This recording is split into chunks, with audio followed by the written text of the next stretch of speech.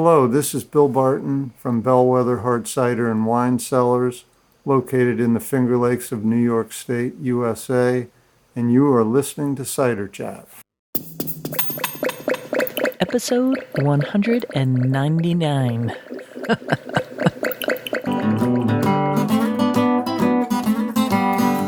Hello and welcome to Cider Chat. My name is Rhea Windcaller and I am the producer and cider MC of this weekly podcast, where we speak with makers, cider enthusiasts, and folks within the cider trade from around the world. This week on episode 199, which is an incredible number to say, we are featuring Bill Barton of Bellwether Hard Cider and Wine Cellars. This is a Finger Lakes cidery, one of the originals out there in the Ithaca, Tompkins County region. And as such, he has been in business for quite a while. We're going to be getting to Bill's conversation coming straight up. But first, a wee bit of news out and about in Ciderville. Greetings to the new folks just tuning into this cider podcast. Now is the time to subscribe. There is just a wealth of episodes to listen to and many more coming up your way. Cider Chat has been online since the fall of 2015. It's finishing its fourth year. We are now going into season 5 once episode 200 goes live. And episode 200, which I am gearing up for, will be live in 2 weeks. In 2 weeks, and you can get involved. And what I'm asking listeners, whether new or regular listeners and subscribers to this here podcast, to do is to have some fun, because cider equals fun. And it's pretty simple and kind of kooky, and I think, why not? Because that's the way I approach cider making. Why not? Let me try that. And so I'm going to encourage you to take a little time to sing a little bit of the ditty, We Like Cider. Now, I brought you into this here episode with the background music, and that is the We Like Cider song. And at the very end of this episode, you will hear the full song sung. And throughout the episode, you're going to hear little clips here and there, little short clips like chorus lines. And you could choose to sing any part of that and to add your own verse in. So it could be like, we like cider, ba-da-da-da. We like palms, boo-doo-doo-doo. We like biscuits and gravy and having fun. Add whatever you want or sing it as it is. It's all good because it's cider and cider is fun. And if you send that little audio clip, and I'm hoping that you could do that easily, and I do it all the time on my smartphone. If you look at your smartphone while you're listening to me now or when you get a moment, there should be an app somewhere where you could do a little bit of recording. And that's all you need to do. You could send it even as a message, a little text message, and you could record an audio there. And then just send it to me. Send it to my email, Rhea@ciderchat.com. And that's spelled R-I-A, Rhea, my first name, or I should say nickname, because my full name is actually Alexandria. I have a long name. So be it. Anyways, send that to me, and I am going to be collecting whatever comes in and posting that on the 200th episode, which really is a banner for Cider Chat. And I hope you get a sense, like I do, that it's not just about Cider Chat, it's about the world of cider and the fact that there is so much going on to sustain a weekly podcast all on cider. And it's not just the same material over and over again, which I'd get bored if it was that. So we're not going to do that.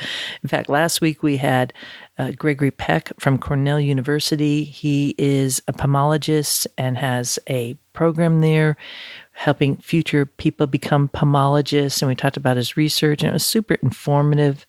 The week before was also from the Finger Lakes, and that was at the Goat Barn. And it was also in the region there. They have beautiful waterfalls. So we were at a waterfall just talking about if you're cruising through that area, what to do. So, cider is just bigger than making it. It's the history of it. And that's a bit about this week's podcast here. But before I get into this week's podcast, again, that reminder, the 200th episode is coming up. There'll be no episode next week as I'm planning it. And I need some time to get prepared for that because it's a marker for me. It's a huge marker. And I got a couple things up to my sleeve and I need some time. So why not, right? So again, take some time, sing the song We Like Cider, any part of it, even if it's ba-da-da-dum, pum, pum, pum, pum, ba-da-da-dum. If you get your friends all around just doing ba-da-da-dum, I'll be able to use that as a transition piece. And how much fun would that be? Keep it easy, keep it fun, and keep on drinking cider. All right, when I come back, I got a little wee bit of news, and then we'll be rolling into our main featured chat. Ba-dum, ba-dum. There's a reason why we do it like this. Ba-dum, ba-dum. There's a reason. Ba-dum, ba-dum.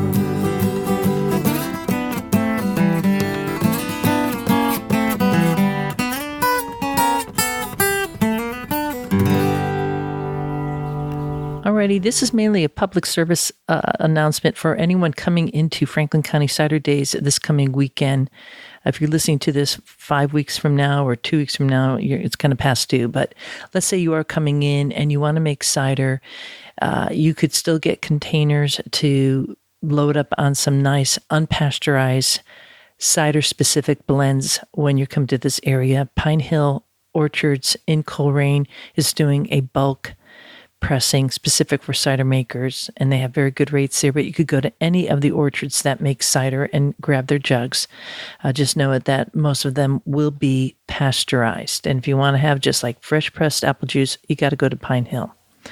Now, if you're coming in this area, you need to think about the vessel you're going to have, so whether it's going to be a plastic food quality 5-gallon bucket or some type of glass carboy, and some people even bring barrels. Remember, if you bring a barrel, you might not know this if you're a novice, but that sucker's going to be really heavy, and you're either going to have to like siphon it over into another smaller vessel or borrow somebody's pump or buy one, because you just can't pick up a barrel unless it's maybe, I don't know, like a 3-gallon barrel. So that's just something to think about too. And the other piece there is you're going to need an airlock that allows the cider as it's fermenting to release CO2 out of the vessel, the container it's fermenting in, without allowing oxygen to come back in. So you need to get an airlock. So that's two things, a vessel, an airlock. And then the third thing you want to think about is yeast. You could go wild. I do, because, that's who I am. No, I like wild yeast. I like to see what happens. But I also use cultured yeast too. In fact, I recently went to the store that I'm going to recommend, and I just got some sweet mead yeast. And it's a liquid yeast. It cost me under $10. It was like $9.95 or something like that. Because I always like to make a sizer, which is honey added to the juice and fermented with the sweet mead yeast. So it's called a sizer. I got some sweet mead yeast. I have that already. And I thought, well, let me find out what else the store has, because this store is located in Northampton, and this could be a stop on your way to Franklin County. And it's not too far from Franklin County either. From Greenfield, it's like a half-hour drive south on Interstate 91. It's right off the highway. The store is called Beerology, and pretty informative people there. Mike and Jordana, a husband and wife team, they opened up the shop. They're doing education, and they have the following yeast. So I'm going to just go down the list with you. They have the classic Saf cider yeast. It's comes in a green package. It's a dry yeast, and that'll kind of give you like a basic cider. That's cool. So you could try that one. They also have yeast number 71B. That is a classic one. A lot of people use it. In fact, I got turned on to 71B way back from Terry Maloney at West County Cider. So I have used that in the past, not so much anymore. Last year, I used this yeast, D47, so they have some packages of that. And that's not my cider that I made last year. I did a batonnage with that. They also have E1118, also K116, it's probably KV116, And then they have the basic like Red Star lineup and some liquid yeast, such as that sweet mead liquid yeast. So that's a good spot to get it. Another place you could get yeast at is Pine Hill, where they're pressing and selling the bulk juice. But the thing there is they won't have as an expansive collection of yeast. And then it gets kind of like really difficult to find yeast, and you don't want to be left out in the cold with your cider saying, why aren't you taking care of me? So do think about that. Think about getting that ready. I know it might be down to the wire, but if you are listening and on your way up to Cider Days right now, say you're flying into Bradley Field Airport and you're going to go home and be all charged up to make cider, that's a place that you could stop. They are on the line at Beerology, and nice people there. Okay, that is my public service announcement right now. And the only other thing I want to say about folks coming into Franklin County Cider Days is it looks like a nice weekend. Looks like it's going to be sunny out, so that's good. But no, it is changeable. Or as Mark Twain says, if you don't like the weather in New England, wait a minute. Walking through the orchards, dancing in the streets, smelling all the blossoms, kicking up our feet. That is my cousin Jay and myself actually singing that song. So kudos to Jay for putting some music to it. And now, Ciderville, we're going to go to the main feature chat with Bill Barton of Bellwether Hard Cider and Wine Cellars. They make both cider and wine. And I was, I didn't really know Bill. I couldn't find too much on the website, and I didn't really quite know what to expect. I drove up there that day with Kendall Blizzard, who works for Visit Ithaca. In fact, it was Visit Ithaca who got this whole Finger Lakes tour for me get geared up and underway. And it was a rainy day when we pulled into the cidery. And so you're going to actually hear a little bit of background noise. It won't be like pitter patter of rain, but just know that we're underneath this overhang out on, they have this beautiful porch area with all this wisteria and stuff. And we're sitting out at a table, and it was kind of a cloudy September day with the rain, and just having a conversation. And when I first met him, I could tell he was a little tentative and probably didn't know anything about who I was, because that's what's happened sometimes I have found with makers who have been in the cider sphere for a long time is you get really focused inward, and also you get a little tired. So it was, I think we both kind of surprised ourselves, because actually Bill and I have both been in the cider sphere for the same amount of time, more or less. And I know what it's like to kind of be pushing uphill. In fact, even if you're new to cider, you probably feel like you're always pushing uphill. And it's a drain. It's a brain drain. It's a financial drain. It could be an emotional drain. And so these moments like this are really, they're super special to me, because as the conversation grew and you kind of suss each other out, it opens up too. And that's my experience here with Bill Barton, in that I had the opportunity to speak to somebody who had been in cider for so long. He started that cidery in 1997, and there weren't too many people on the map in the U.S. at that point. And it was a pretty lonely road. And when you've been pushing for that long, and now you see so many people coming in who don't necessarily have a history of cider, that could be kind of overwhelming too. So it's such a fine pleasure for me to present to you this conversation with Bill Barton at the tasting room at Bellwether on the west side of Cayuga Lake in the area of Tompkins County. So let's grab that glass and join this chat with Bill Barton of Bellwether Hard Cider and Wine Cellars in the Finger Lakes region of New York. We started in 1996. So we were, I guess, one of the first in New York State and one of the first in the country doing it. And how did you get into cider making?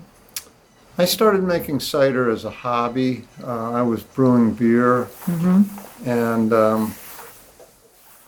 couple people were doing it as, again, part of their beer making hobby, and it appealed to me. And my wife and I had, not too long prior to this, been traveling in Europe and got introduced to cider in France.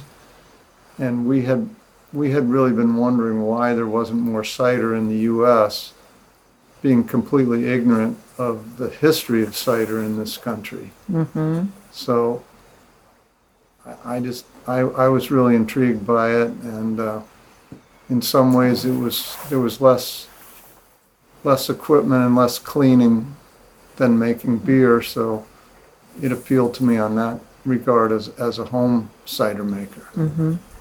When you became commercial in '96, but you were making cider up to that point, right? Yes. So when you went commercial, what kind of press did you have? Do you still have the same press? Are you using No, that now? I'm not pressing apples Okay. at all. I'm getting somebody else to press From the for juice. me. Yeah. So where are you getting your juice from? Variety of sources. In New York State? Is it New York State? Yeah, I mean, we're operating under a New York State farm winery license, so all of our fruit has to be New York State. Has to be, without a doubt. Okay. Are the varieties that you're pulling in, the juice, are you working with the blend? Can you tell me a little bit about that relationship? Because you've been doing it for a while, so you must have a certain particularity around what you want to be putting in the bottle. I'm a little less adamant that there should be a distinction between cider apples and other apples. Between culinary and more like bittersweet and bitter sharp. Yeah, I really find that distinction misleading and not very helpful in terms of deciding what can make good cider and what can't. I mean, I can make cider out of any apple. The question is, can I make good cider out of it? Well, let's get then the definition of good cider. Well, that's going to be in the eye of the beholder. Or the mouth. The mouth of the beholder. Yeah, right. Yeah, so I don't want to dictate to anybody else what is good cider, but I mean, I have my own preferences. What's your preference? So are you on the sweet side, or how do you look at it? I tend to drink drier ciders. My preference in terms of the balance is more the high acid North American heirloom varieties. And I guess in a simple-minded way, I consider good cider, whether it's sweet or dry, if it's got a good balance to it. And I look at wine the same way. So maybe that's not very sophisticated, but for me it seems to work. Well, I think you kind of hit it on the head, saying it's balanced. And for me, I don't know if you'd agree, but when I look at a cider, that's probably the first thing I look at is how did that all meld together, so when I'm drinking it, I'm not being taken only like one direction. It's like a full mouthfeel. Would you agree with that? I would agree with that. And I mean, when I say balance, I'm looking at three components: acid, tannin, and sugar. Well, I want to get a little bit of the image of your commercial enterprise back in '96. That is a while ago. I hate to admit it, but that is a while ago. Yeah. What is this the same building? What would I have seen back then? I actually started in an old chicken hatchery that's closer to Ithaca, New York. A chicken hatchery. So, like, were there chickens in there, or it was like old, like that you repurposed it? It was repurposed. Those are pretty cool buildings. I mean, they're like a shed. If I'm correct, like a shed roof kind of scene. Well, it wasn't facing quite the sun. that rudimentary, but it's an old building. It's still there. It's had a couple other lives since I was in it, but it was a very big space with not overly tall ceilings. I had 12-foot tanks in there, and they just fit. In fact, I would open the top manway and it would catch against the ceiling, which was kind of convenient. It held it open. Yeah. Yeah, it was just a big space Yeah, with floor drains, which was nice. very helpful. And what kind of containers were you fermenting in? Stainless steel. Stainless steel. So you started off with stainless steel. Yeah. Wow. And were those like the variable tanks, you know? No, I had two 1,500-gallon tanks. Milk tanks? No. All right. They Wow, were wine. okay. They were So built. I had them built. Wow, okay. So Huh. I literally went from 5-gallon batch to 1,500 gallons. Jeez, wow. You were jumping like head first. You know, I said a few prayers that first batch. I'm sure you did. And at that point, were you bringing in juice? Were you always bringing in juice? Yeah. Always bringing juice. So you always had that relationship. Stainless steel. You're still using those tanks? I still have them. You still have them. Yeah. Have you expanded since that time? Oh yeah. Okay. And back in that time, has your yeast changed? Yeah, I think at the time it was fairly typical to be using some champagne yeasts, You're right about that. Yeah. and that's pretty much where I started. Mm-hmm. I played around a lot with yeast in the very beginning. Did a Mhm. bunch of experiments. I used a variety of wine and champagne yeast, and also beer yeasts, particularly ale Mhm. yeasts. Okay, yeah. I've used them myself. They're Yeah. kind of fun. Do you still Yeah. do that? I still periodically will do experiments, but quite frankly, I've come to the conclusion that yeast is not a particularly important component. Is there a important Well, component? I mean, obviously fruit. Fruit is the main event. yeah. So, So, well, what role does yeast play then, other than just turning, the sugars into alcohol? well, I think that honestly is the major thing that they're doing. And I'm not saying that there's no difference in flavor profile, but I haven't tried a yeast where I said, wow, this is just night and day different Okay. from, Yeah. from anything Yeah, yeah. else. Do you do any wild, like, ambient yeast? Yeah, and I mean, we do, all of our wines are done with ambient yeast. So that's a big part of our program. Although I like to point out to people that ambient yeasts in a winery is a little misleading. I mean, I've got 20 plus years worth of yeast in this building. Sure So do.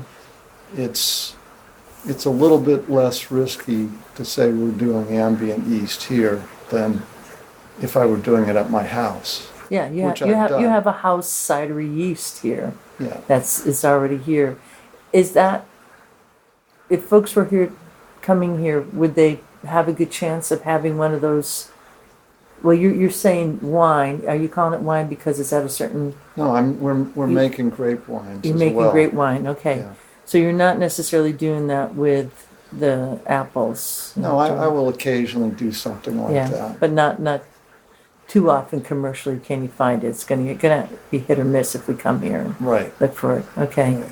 So, I mean, I haven't ever really heard that, that yeast doesn't play an important role. I kind of always thought it really imparts quite a bit of where it's going to be taking those apples there. It could be really, cultured yeast is pretty, it's like, I don't know, getting hit by a baseball, like pops you, especially for the apples. But how did you come to that conclusion around yeast? Just by doing a bunch of tests and saying, man, I just can't tell significant differences. So you said that your preference is a dry cider. So are you doing any chapelization where you're like fermenting? And for the listeners who don't know what that means where you'd be putting in sugar at the time of fermentation. Are you doing that? Do you add much sugar to your cider? I try not to. I mean, obviously, if there's a really low level in some of the fruit coming in, we might do that, but preference is to not do that. To not do that. So what are do you have like a flagship cider that you try to make every year? I make a couple of ciders that are Yeah, I guess I'd call them flagship ciders. And Yeah. they tend to be ciders that were probably, well, they were certainly designed back at the time when nobody knew what cider was. They're not super sweet, but they're not super dry either. So they're what I would call session ciders. Session ciders. And so what would be the ABV on that? 6.5. 6.5, yeah. So that's a lot lower than a lot of ciders coming out. Are you adding any water to your juice? Oh, no. No water. No so, water. Okay. Never. Okay. I just want to be clear. I'm Yeah. not being disrespectful. No, I just no, want to no, be I just- straight up. Yeah. Yeah, Yeah. it's just the juice. Yeah, just the juice. So 6%. That is very sessionable. No sugar, primarily. You probably wouldn't have to at 6%. And fermenting dry. Yes. Still and carbonated. Here's a kitty cat. Well, most of that was lightly carbonated, Okay. force carbonated. All right. Back sweetened often with sweet reserve Sweet reserve juice. juice. Okay. And getting back to that flagship, what would you call that flagship cider then? I called it original. Original. Yeah. So I saw that on your website. Yeah, and it's interesting because it's not a very creative name, but as soon as I came out with that, then I gradually started to see everybody coming out with an original. Well, I guess everybody. they were equally uncreative. Well, that's one way to look at it. Yeah. But your first cider is a bit of a shorter name than my first cider that I really hit it out of the ballpark. Yeah. So you have the original. What else do you have? Well, I have one that's called Liberty Spy that has probably been my best seller. It's a little bit sweeter. It's a blend of Northern Spy and Liberty, and it particularly, I think, in the early days, it was kind of cider that even if people came in and said they liked dry, they really didn't. They And didn't so- know. They no, didn't know their own palate They didn't yet. really know, and they just thought that they should say dry. So it would have. The way I described it is, this is a cider I'm going to bring to your house for dinner if you've never had any of my cider before, because it's probably going to appeal to the greatest number of people. Right. It started out sweet and it finished dry. So it kind of satisfied most people. Right. Right. Yeah, that's kind of a funny thing, that sweetness scale. So are you using what we're seeing in New York now, the No, scale on the bottles? No. no. So how do you explain cider to folks? Folks come in here, imagine you have a good traffic coming by here, I would expect, and they pull in, and that kind of classic question, what's cider? Do you have I imagine, since, being commercial since 96, probably have a little bit of a wrap that you give people Yeah, although honestly, I don't have to much anymore. anymore. The first 10 years or so, yes, definitely. But now it's changed quite a bit, and people are coming in specifically looking for cider. I mean, they're a little confused when I tell them I also make grape wines, but Do you ever go into directions there where you're putting some of your cider on grape skins, doing? no. I always used to call it a second wine, and now little did I know I had some fancy names to it, but Right. No, I know what you're talking yeah. about. I haven't done any of that yet. Yeah, I'm not sure I will. Yeah. It's would it be fair to say that you're in your stride and you just kind of keep on keeping on after all these years? No, or? I think that, we've kind of ebbed and flowed, and for a while we focused more on our grape wines, and now I think we're swinging back to focusing more on the cider. The market's there now, for the first time. Well, it's, In a to long me, time. what's interesting is if you come in 5 years ago, people were still looking for things that were sweet. But now, the lion's share of the people that are walking through the front door are asking for dry ciders. And what's just as interesting is that the main demographic that I see leading that inquiry is the younger drinker. So it's backwards to what you would normally expect, where the younger drinker is only looking for sweet and then will, over time, progress. But I mean, Wow, and it's a pretty consistent trend. that's fantastic. Well, I think so, because Yeah. for a long time, I couldn't sell my dry ciders. You know, my wife ended up drinking most of it, which made her happy, but didn't do much for the cash register. Yeah. Just looking forward, I mean, been in this for a while. You're almost 96. See here, you're getting up to your like 25th year of doing this. Yeah. What's the future looking like? I have a friend in the area who is from Normandy, and I always would say to him, look, I know that there are a lot of stills kicking around in France. Could you help me find one? And he kept saying, no, I don't know of any. And then he finally called me up and he said, you know, the little village that I grew up in has a big manor house, and the guy who lives there now found one up in one of the attics. And I said, well, I want it. So it cost me more to ship it than to buy it, but I've got it. I love it.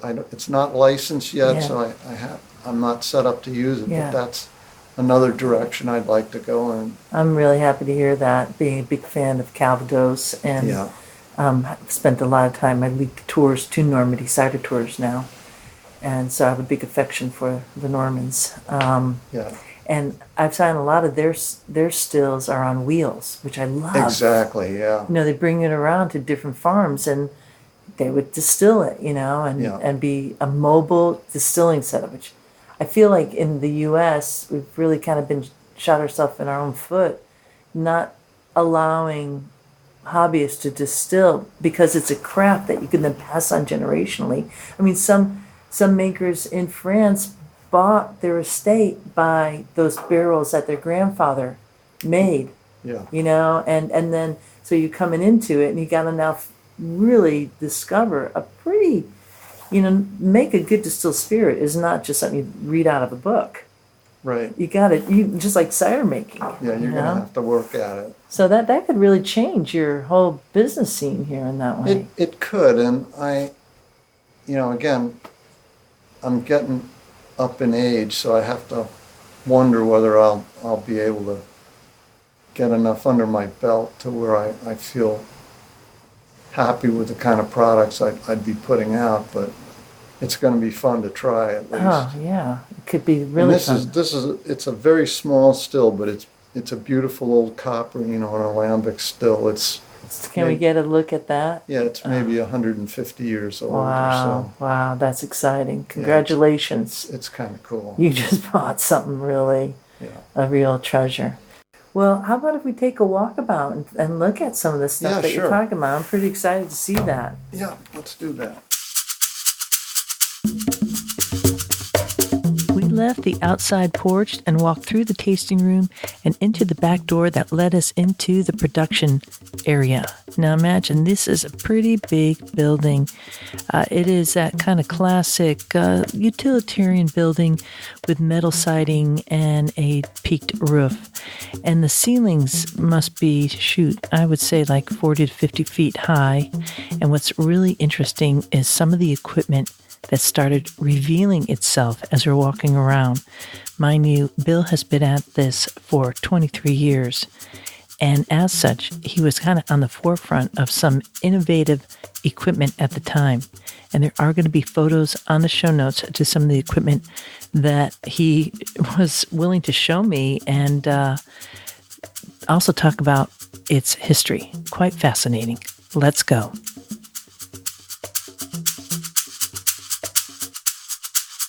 So we just walked back here with Bill in the Bellwether production area. That's a lot of stainless right there. I'm pretty impressed. Yeah, and then we've got our bottling room. We've got a couple more tanks in here. Oh, yeah, you got a big bottling setup here. All right. So, when I was asking, are you hand bottling it? And sometimes a kind of pressure thing can mean a lot of different things, but this is actually a little conveyor belt kind of setup. Yeah, this is a more serious. Yeah. You could put a lot of bottles through here. What is the number of bottles per minute or whatever that they do? You can probably do realistically about 45 cases an hour, 12 bottle, 750 milliliter. How long have you had this bottling set up here? Well, I brought this from the other building, so I had this pretty much right off the bat. Did you get this used from a winery No, or something I like bought that? it from a mom and pop fabricator out in California. Well, it's funny, if you go over and look at the nameplate on it, this is serial number 1. And the prototype actually was owned by Anheuser-Busch. So this was equipment that really was That's a pretty special piece of history you have at the there. beginning. Yeah. Yeah, it's funny. In the beginning, I even had. I'm trying to think who was. Maybe it was Labatt's or something like that from Canada came down to look at it. This line was really designed for small breweries. I gotta walk over and look at it. So it's International Machine Industries Inc., California, Atwater. Where's the serial number? Right there. Jeez, I'm crow. Model Millennium. Yeah. Wow. That is super cool. That is really super cool. That's like a piece of amazing bottle history. And this is just like, kind of like kooky looking at it because it's all these, different, lines going in. It's like something out of Little Shop of Horrors, Exactly. or, Well, it was kind of fun in the beginning. When something would go wrong, we actually would take a video of it and upload it to YouTube and then just call the guy up and tell him to take a look at it and see what he thought was going wrong. and he would be able to tell you. Usually. Yeah, of course he did. Yeah. Wow. And then over here, This is something called a twist rinser, a twist rinser. and it was set up. Looks like a DNA. It's like, Yeah, it it's does. a swirl of stuff. It's crazy. You would actually, there's another piece of it down there, and then a what they call a dump table over there. So if it was all set up and it was designed for 12-ounce beer bottles, the bottles would be dumped on the table, and then they would be pushed by a motor into this helix-looking setup of white tubes, and the bottles they're right side up, and they would be corkscrewed upside down, and then there's a spray bar in the middle. They'd be sprayed out, and they travel upside down and drain, and then get corkscrewed right side up, and there would be a little bridge that would go over to that other conveyor. How did it work? It worked great. And not using it anymore because... Now it's a big sink. And why did you stop using it? Just because... Well, because we stopped using 12-ounce bottles. But this could be used again. Or It could be. It's one of these things that I don't think they would build too many of these anymore. There's other designs that are cheaper and easier to use and don't take up as much room. right. I mean, this is a lot of real estate. Yeah, it is. And that's serial number 5. Yeah. It looked like they had the goal to like make quite a few of them. As I'm seeing 4 zeros before that 5. Yeah, I think that was wishful thinking. No doubt. Wow. I just love that kind of ingenuity. Like somebody thought of doing that and created this. I'm going to step back here and get a little bit of a better photo there if I could of the whole setup, because that's some pretty cool bottling history there.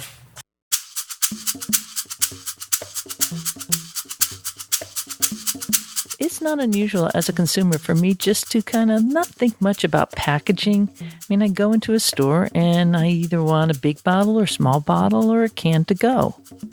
But when you're a producer, packaging is like one of the biggest things of your entire business. How are you going to get your product to the consumer?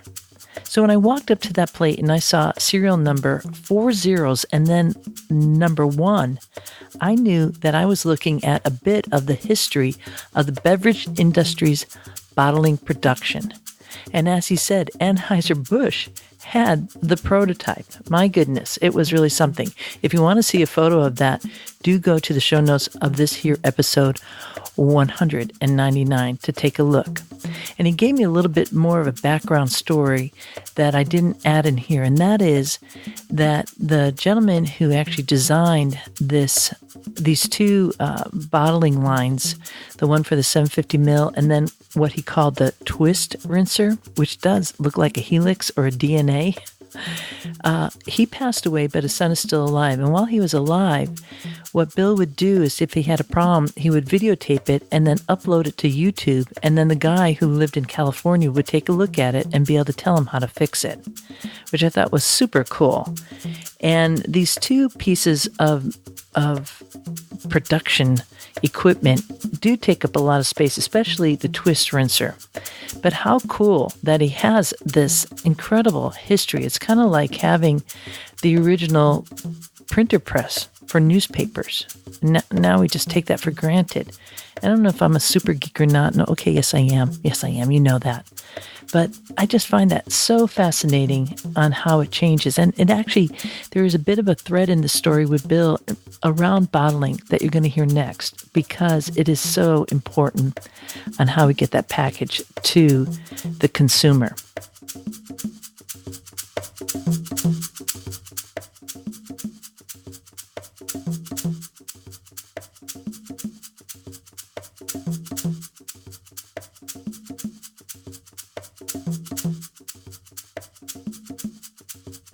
And one other thing to know about Bill is when he first started Bellwether, he was packaging his product in 12-ounce glass bottles. That's how he used the twist rinser. But now only does 750 ml bottles, which is a little counter to what I've been seeing across the board because everybody's going into smaller packaging. And I think that is kind of a nice historical history lesson for all of us in that the market changes and consumers change too on what they want. And I've been a big loudspeaker for saying, hey, makers, give us smaller formats because, well, there's a lot of single people, for one, who like small format bottles. There's a lot of cider tourists who like smaller format bottles. And sometimes it's a little bit easier to get shelf space. But in this region of the Finger Lakes, by and large, we're seeing large format bottles. And I just find that so interesting. So you got to take a look at these photos. Take a look at the twist rinser. It's really kooky looking, and just taking it all in is just absolutely amazing. Next up, you're going to hear what I kind of nudge him to do next. Let's go there.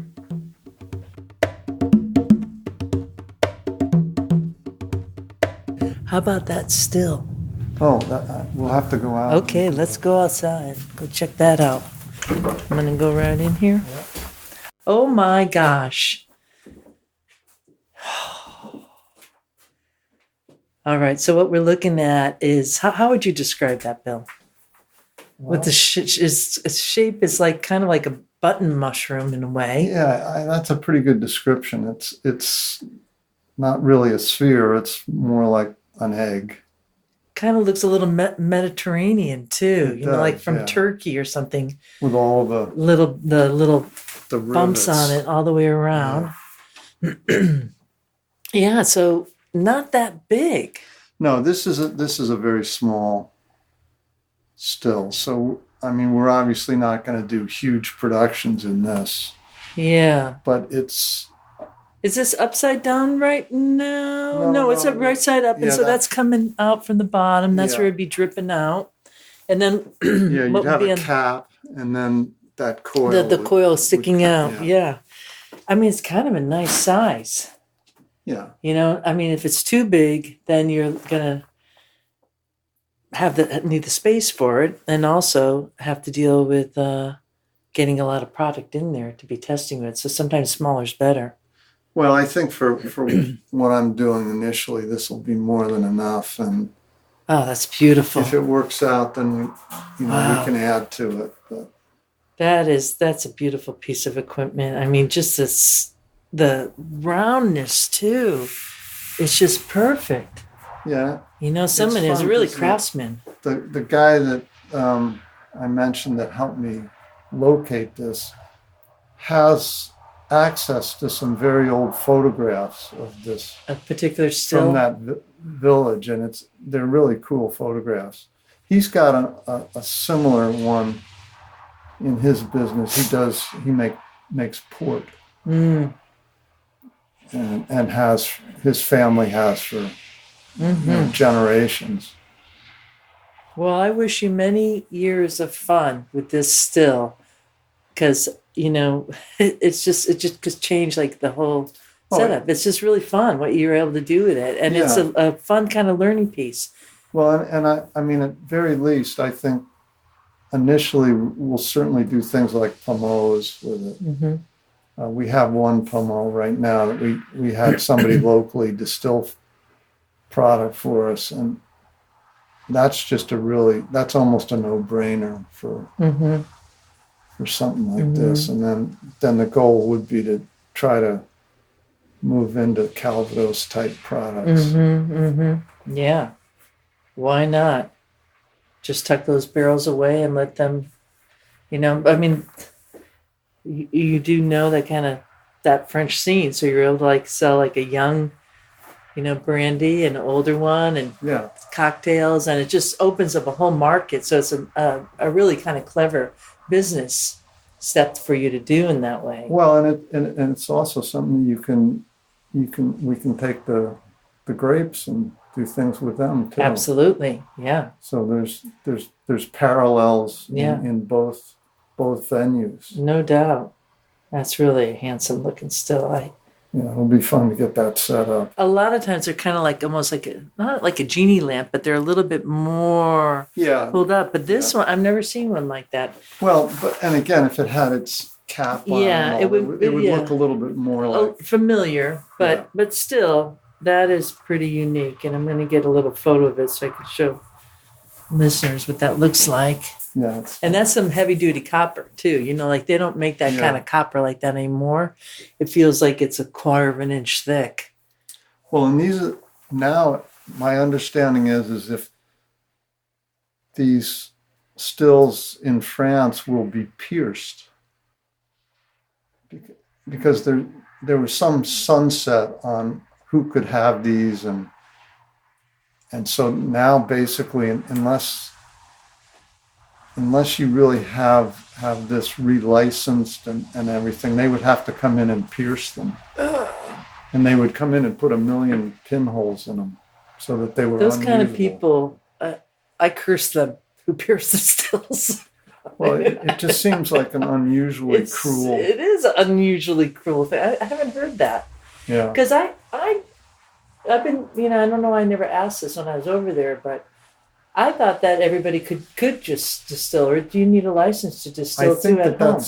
I think that's gone. It Is used it? to be that way, where there was basically, anybody who wanted to do it could do it. Yeah, But yeah. I think that is no longer.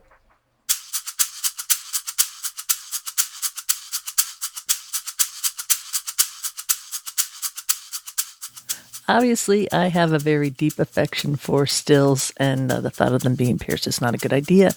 So, what better way to deal with my gasp and fright at that thought than to go taste some cider? So, we go there next and hear a little bit more about bottling history with Bill Barton of Bellwether Hard Cider and Wine Cellars in the Finger Lakes region of Tompkins County, New York.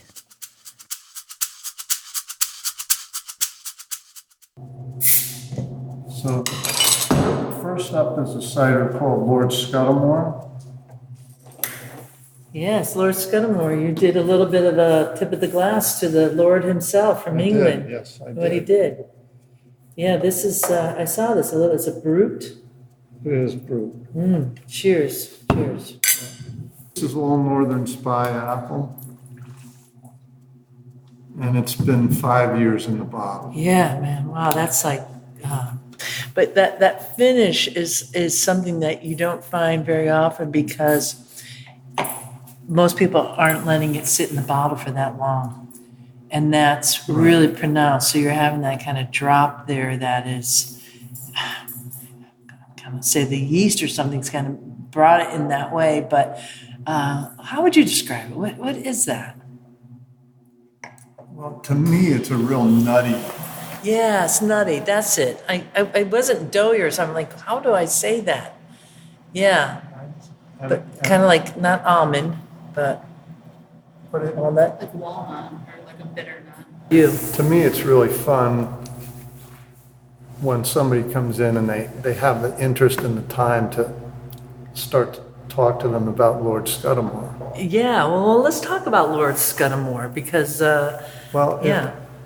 and I'm sure somebody who knows the history better than I do will probably correct this, but my understanding was that, you know, he worked with the Somerset Red Streak apple, and we're talking about the early 1600s. Long time ago. And at the time, the glass commonly used was this weak Venetian glass that wouldn't hold carbonation. So people clearly knew about secondary fermentation, but if they did it, they were building bombs, basically. Because they would explode under pressure. They would blow the bottles up. And at the same time, the British were out conquering the world, and they outlawed the use of wood to fire the glass works because they needed that wood for the fleet. And the British turned to what they have lots of, which is coal. The coal gave them higher temperatures. They accidentally invented strong glass. And he was standing there. And I always tell people... He was standing there, I like how you say that. Okay, good. Well, I mean, he was there. He was there, yeah, and got the kudos for it. And he got to use it. The thing that I always point out is he beat Dom Perignon by 75 years, essentially to inventing the method. But he did it with cider, so he's a very small footnote in history. Yes. And what I find just as interesting in talking with people is it took 75 years for that knowledge to jump just across the English Channel. And if you think about it today, Oh, would have been it seconds. would have been seconds. Yeah. And On a smartphone, yeah. yeah, but it's just, to me, that's an interesting. So the thing there is champagne is not a UK, it's not really it's really kudos to the English and Lord Scudamore for having the potential to have champagne, because you need to have a real dense bottle to hold the bubbles. And yet the trademark is with the French, but the Brits do like, and are more and more, because I just had the same conversation with the museum director at the Herefordshire Cider Museum about Lord Scudamore and his contribution to champagne, but it was taken by the French. Yeah. Because trademark is trademark. Yeah. And laws are laws. There is a very good chance that if you go to the Trumansburg tasting room at Bellwether, you will meet Bill Barton and be able to have a taste of some of the ciders that we talked about in this here chat this week. I really encourage you to do so. He's a treasure. People who have been in the cider industry in the U.S. for that long have a particular bird's eye view of the industry and have also been finally involved at a level that is rather unique. So check it out. Make a stop there. And there's just so many cideries there, including the following cideries that all helped sponsor this trip to the Finger Lakes for Cider Chat. And that would be Bellwether Hard Cider and Wine Cellars, Black Diamond Cider, also in Trumansburg, South Hill Cider in South Hill, the Finger Lakes Cider House, so right down the road from Bellwether. They have their brand Kite and String Cider. and Redbird Cider 2. That's Eric Schatt, an amazing gent, and I look forward to letting you hear all those episodes like this one today from the Finger Lakes region of New York. A big tip of the glass to them, and visit Ithaca for making this episode possible for you. And here's one more thing that might really encourage you to stop at Bellwether is soon he will be releasing a bottle of what will have a blend of apple brandy that has been aged for 10 years with fresh pressed apple juice. And in France, that is called a pommeau. And I want to say I tasted it. He gave me a taste and I nearly fell over in my chair. It was fan-frickin-tastic. Really knocked my socks off. And he's just kind of trying to figure out the label because I've been having this conversation with so many people about pommeau. I know I've talked about this. I got to get to it, but I have my own job to do. I can't keep up with American makers who don't know label stuff, but you shouldn't be using pommeau. It is a controlled name that is like champagne owned by the French. For better, for worse, it just is. And so he's trying to figure out the labeling for that. And meanwhile, the TTB, which is a Tobacco and Trade Bureau in the U.S., is giving out that label without knowing that they are kind of setting up American makers to have some branding problems once the French come in full steam ahead and say, you shouldn't be using that label, despite the fact that you've been using it on your bottle for years. And who knows what kind of repercussions will come from that. I don't want to make you screech your brakes right now if you're driving, but something to think about if you're a commercial maker. Pommeau is a controlled name. Anyways, despite all that, Bill has a bottle of the made the same way as pommeau, and I don't know, shall you call it pommette, pommeau, something like that. Play with it, change it up, Bill. Can't wait to see you again. Kick back some of your fine product and maybe drink some apple brandy.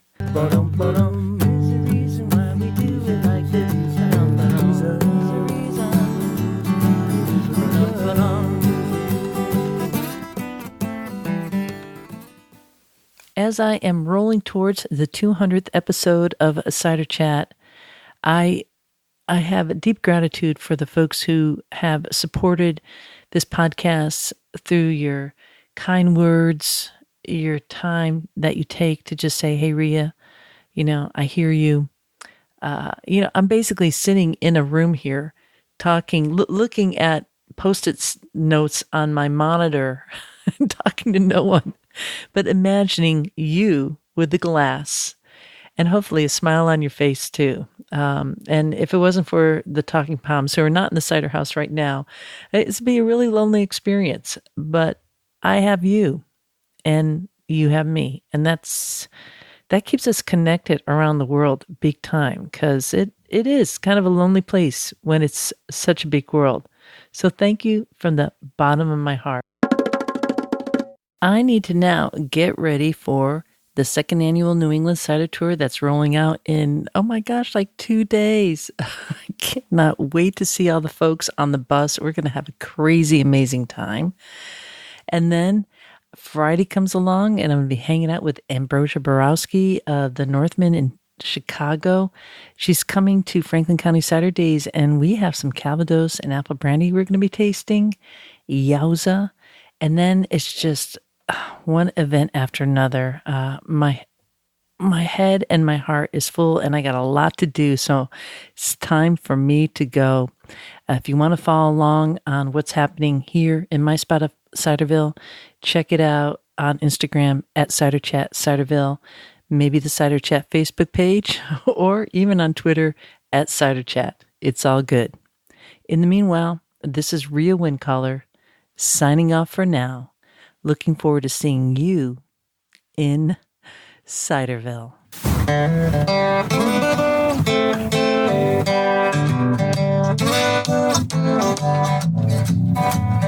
We like cider, we like palms, we love orchards and having fun with season. There is a reason why we do it like this. Yes, there is. There is a reason why we do it like this. Oh, yes, there is. There is a reason why we do it like this. Yes, there is a reason why we do it like this. We like walking through the orchards, dancing in the street, smelling all the blossoms, kicking up our feet. We like cider. We like palms. We like porches, having some fun. There's a reason why we do it like this. Oh yes there is. There's a reason why we do it like this. Oh yes there is. There's a reason why we drink it like this. Yes there There is a reason. We like walking down the orchard, dancing in the street, smelling all the blossoms, kicking up our feet. is. Oh yeah. We like cider. Oh yes we do. We like palm. Oh yes we do. We love orchard, having some fun. There is a reason why we do it like this. There is a reason why we do it like